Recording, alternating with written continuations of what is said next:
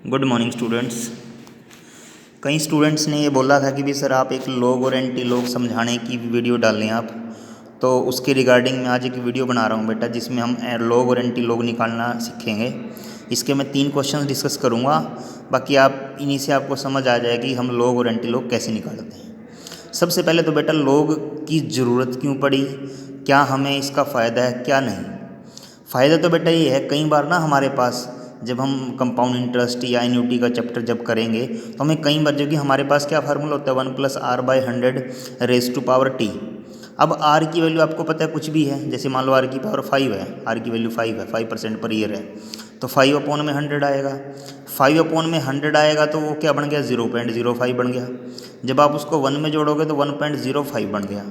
अब rays to power है T, अगर तो टाइम 1 या 2 या 3 साल है फिर तो आप उनको मल्टीप्लाई कर भी सकते हो, लेकिन अगर पावर ज़्यादा आ जाए, मान लो 8 ईयर्स आ जाए, 10 ईयर आ जाए, 11 ईयर आ जाए, 12 ईयर आ जाए, तो उस केस में आप 1.05 या 1.05 से 9 कुछ भी है उसकी इतनी बड़ी पावर कैलकुलेट नहीं कर सकते।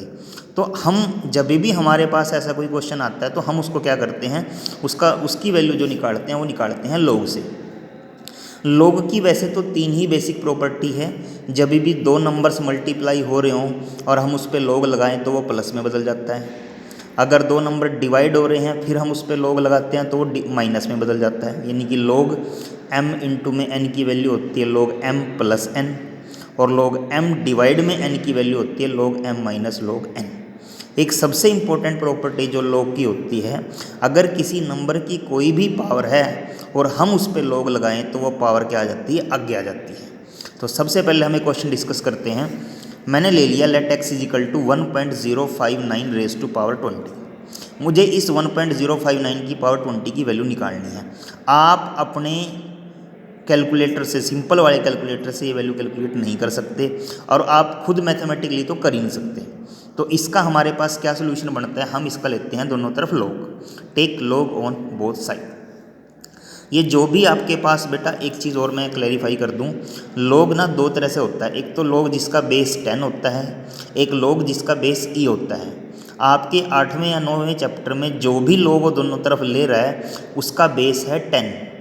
तो लॉग का बेस अगर 10 है तो अगर लॉग के आगे 10 आ गया तो उसकी वैल्यू 1 होती है। अगर लॉग का बेस ई है, यानी कि ई एक्सपोनेंशियल जो होता है, ई जिसकी वैल्यू होती है 2.71 समथिंग, तो अगर उसका बेस ई है तो उसके आगे 10 की वैल्यू 1 नहीं होती बेटा। उसके आगे लॉग का अगर बेस ई है और उसके आगे ई आ जाए तो वैल्यू 1 होती है। तो ये बात अपने दिमाग में बिठा लें, हम जो भी 8वें या 9वें चैप्टर में लॉग ले रहे हैं दोनों तरफ, दैट इज़ उसका बेस हमारा क्या है, 10। देखो मैंने दोनों तरफ लॉग लिया बेटा, ये पावर 20 आगे आ गई, लॉग किस पे आ गया 1.059 पे। अब लॉग 1.059 कैसे निकालते हैं बेटा, सबसे पहले हम ये देखते हैं डेल्टा, ये जो डेसिमल है, डेसिमल से लेफ्ट साइड में कितनी सिग्निफिकेंट डिजिट हैं। सिग्निफिकेंट डिजिट बेटा वो होती हैं जो एक्सेप्ट ज़ीरो होती हैं, जिन्हें ज़ीरो को काउंट नहीं करते। मतलब जैसे ये 1 है, इसके लेफ्ट में तो क्या पता मैं कितनी ज़ीरो लिख दूँ, मुझे उनको नहीं काउंट करना। लेफ्ट डेसिमल से लेफ्ट में जो सिग्निफिकेंट डिजिट हैं, अगर मान लो यहाँ पे 10 होता फिर तो आप उसको 2 सिग्निफिकेंट डिजिट मानते, लेकिन 1 है तो उसके पीछे तो हम क्या पता कितने ज़ीरो लिख सकते हैं। तो इस केस में डेसिमल से इधर कितनी सिग्निफिकेंट डिजिट है, सिर्फ 1 है। उस 1 में से 1 माइनस करो, हर बार 1 ही माइनस करना है। सिग्निफिकेंट डिजिट देखो कितनी है, उसमें से 1 माइनस किया, जैसे 1 थी सिग्निफिकेंट डिजिट तो उसमें से 1 माइनस किया, क्या आ गया 0। 0 के बाद आप डेसिमल लगा दें। डेसिमल लगाने के बाद आप जिसका भी आपने लॉग निकालना है, पहली 2 डिजिट देखिए, पहली 2 डिजिट है 10।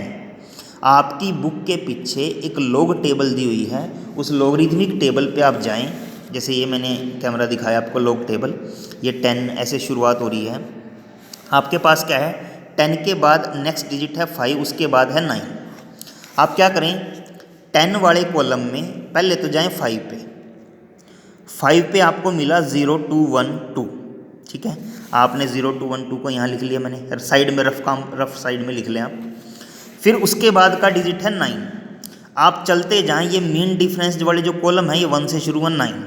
अब दिक्कत ये है, इसके नीचे 2 नंबर है, मुझे कौन सा लेना है। अब जैसे 5 में नीचे वाला नंबर लिया है ना, तो 9 का भी नीचे वाला लो, यानी कि हमने क्या लेना है 36। अगर मान लो 4 पे देखते ऊपर है तो हमें क्या लेना पड़ता 38, क्योंकि 5 पे 0 2 1 2 नीचे साइड है तो हमने क्या लेना, बस ये ना बेटा ये जो थोड़ी सी दिक्कत है 19 नंबर तक है, उसके बाद तो एक ही है दोनों तरफ। तो यानी कि हमने 38 की बजाय क्या लिया 36। पहले 10 के 5 पे 0 2 1 2, फिर अगली डिजिट थी हमारी 9, हम गए मेन डिफरेंस वाले कॉलम में और हमने देखा 9 के नीचे दो नंबर हैं 38 और 36, मुझे लेना है नीचे वाला 36। मैंने दोनों को प्लस किया। प्लस करने का तरीका देख लें आप, ये जो 36 से आगे नहीं लिखना, इसकी दो डिजिट जो है वो पिछली वाली दो डिजिट के नीचे आएंगी। दोनों को प्लस किया 6283142 अब इस नंबर को उस 0 पॉइंट के बाद एज इट इज़ लिख दो। This is the value of log 1.059। पहली दो डिजिट, उसके बाद उससे अगले पे देखना है क्या है, अगर उससे अगले भी कोई नंबर है तो मेन डिफरेंस वाली टेबल में हमने उसको देखना है।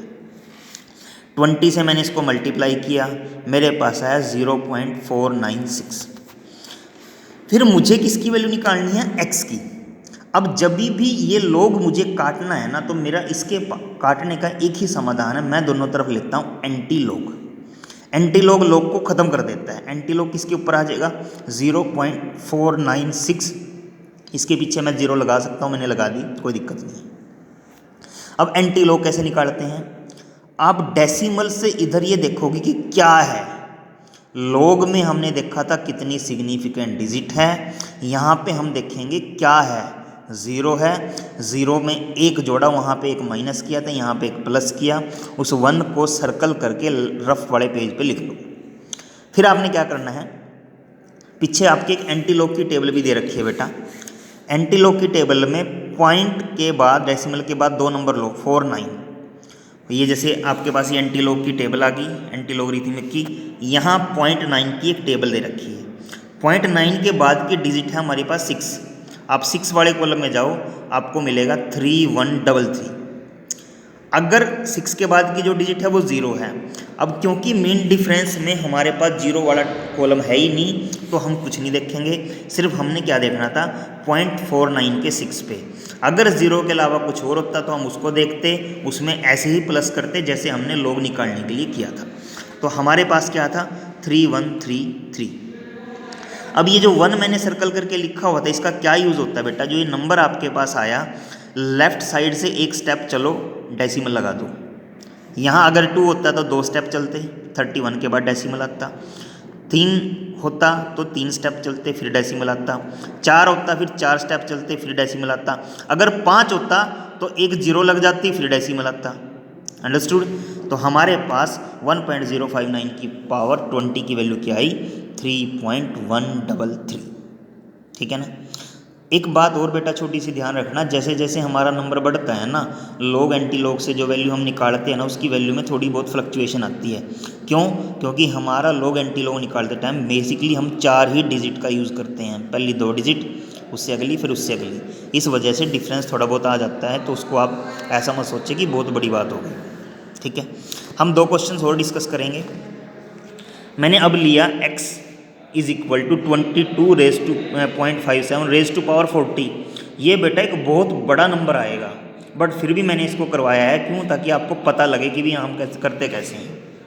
वही वैसे ही log लिया बोथ साइड, 40 आ गया है, log किस पे आ गया 22.57 पे। फिर हम देखते हैं डेसिमल से इधर कितनी सिग्निफिकेंट डिजिट हैं। सिग्निफिकेंट डिजिट हैं 2 में से एक गया 1, उसके बाद डेसिमल लगाया। फिर हम किस पे देखते हैं, पहली 2 डिजिट क्या हैं 22, हम देखते हैं 22 के 5 पे और फिर 7 पे। जैसे मैं log टेबल निकालूं तो log टेबल में ये 22 रहा बेटा, 22 के 5 पे जाके मिला हमें 3522, और फिर सीध में हम मेन डिफरेंस वाले कॉलम में गए तो 7 पे मिला हमें 14। क्या मिला 14। हमने इन दोनों को प्लस करना है बेटा, 3522 और किसको प्लस किया उसमें 14 को। प्लस करने के बाद मेरे पास आया 3536, क्योंकि 1 के बाद उसको लगा दिया, 40 से मल्टीप्लाई किया, मेरे पास क्या आया 54.144। अब मुझे बेटा इसका एंटी लॉग लेना है। अब एंटी लॉग लेते टाइम मैंने आपको बता दिया है, हम देखते हैं डेसिमल से इधर क्या है, क्या था हमारा 54। 54 में अगर एक प्लस करूँगा तो 55 आएगा बेटा, ये नंबर बहुत बड़ा बनेगा। उसके बाद आप क्या करते हो, डेसिमल के बाद के 2 नंबर लिखते हो। डेसिमल के बाद के 2 नंबर क्या है, 0.14।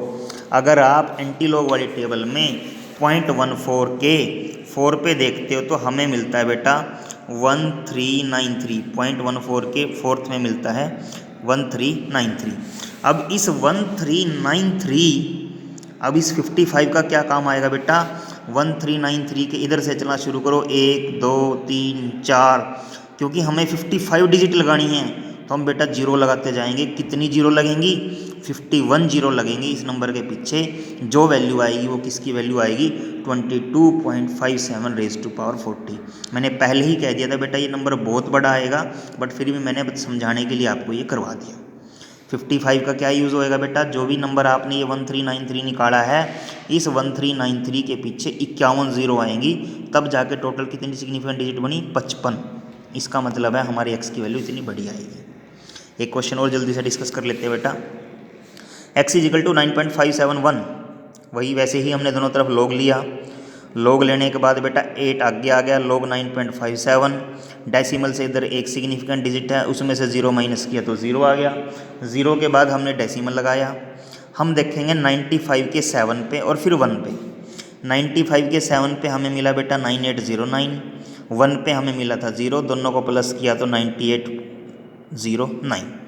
तो 0 पॉइंट के बाद लगा दिया, 8 को मल्टीप्लाई किया, ये आ गया। फिर हमने एंटी लॉग लिया, एंटी लॉग इसका लेना है। डेसिमल से इधर क्या है, 7 है, 7 में एक प्लस करूँगा 8 आएगा। इसके बाद क्या देखते हैं, डेसिमल के बाद की दो डिजिट 0.84। अगर एंटी लॉग की टेबल में 0.84 को देखोगे, उसके 7 पे देखोगे तो 7031 मिलेगा। फिर मीन डिफरेंस में 2 पे देखोगे तो आपको 3 मिलेगा। दोनों को प्लस किया तो 7034 आया। अब इस 8 का क्या काम आना है, 1 2 3 4 पीछे 0 लगाओगे, उसके बाद 0.0 लिखो ना लिखो, आपकी आंसर क्या आएगा, 70340000। This is the value of x which is equal to 9.571 raise to power 8। तो this is all about log and anti log. फिर भी बेटा किसी को नहीं समझ आया तो मुझे बता देना, मैं एक आधा क्वेश्चन और इसमें एक्सप्लेन करके आपको वो बता दूंगा।